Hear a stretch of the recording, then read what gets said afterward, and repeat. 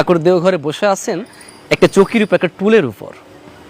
ওই চৈত্র বৈশাখ মাস, দেখবেন চৈত্র বৈশাখ মাস ওই সময়টা একটা ঝড়ের মতো জায়গায় জায়গায় জায়গায় বিশেষ একটা ঝড়ের মতো সৃষ্টি হয়।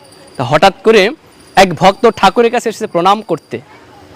ওই ঝড়ের যে ঘূর্ণায়মান ঝড় হচ্ছে, ওর থেকে একটা কুটা ওই ভক্তের চোখের ভিতরে ঢুকে গিয়েছে।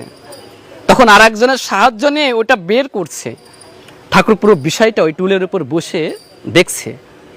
তখন বলছে, দেখছিস এই চোখ দুনিয়ার সব দেখবার পারে। পাবনার ভাষায় বলছে যে এই চোখ দুনিয়ার সব কিছু দেখবার পারে, কিন্তু এই চোখে যখন আবার কিছু পড়ে, ওই চোখ কিন্তু আবার তাকে দেখতে পায় না।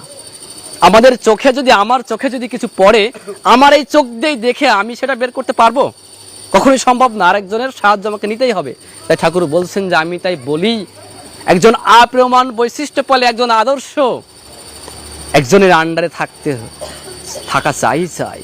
আমরা যে মত যে পথেই থাকি না কেন, দেখেন এটা কোনো বিষয় না।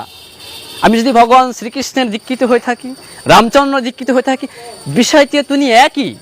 আমরা আজকে এখানে এসেছি, আমাদের বাড়ি কি সবার এক জায়গা? তা কিন্তু না, বিভিন্ন জায়গা থেকে কিন্তু আমরা আজকে এখানে অবস্থান করছি।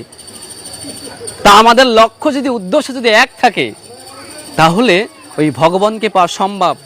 ঠাকুর তার নিজ হস্ত লিখিত সত্যানুষ্ঠানে বলছে, ওই ধর্ম কখনো বহু হতে পারে না। হিন্দু ধর্ম, মুসলমান ধর্ম, খ্রিস্ট ধর্ম, বৌদ্ধ ধর্ম ইত্যাদি আমার মতে ভুল। বরং ও সবগুলি মত, কোনো মতের সঙ্গে কোনো মতের প্রকৃতপক্ষে কোনো বিরোধ নেই। ভাবের বিভিন্নতা রকম, ফের ওই একটাকেই নানা প্রকারে একরকম অনুভব।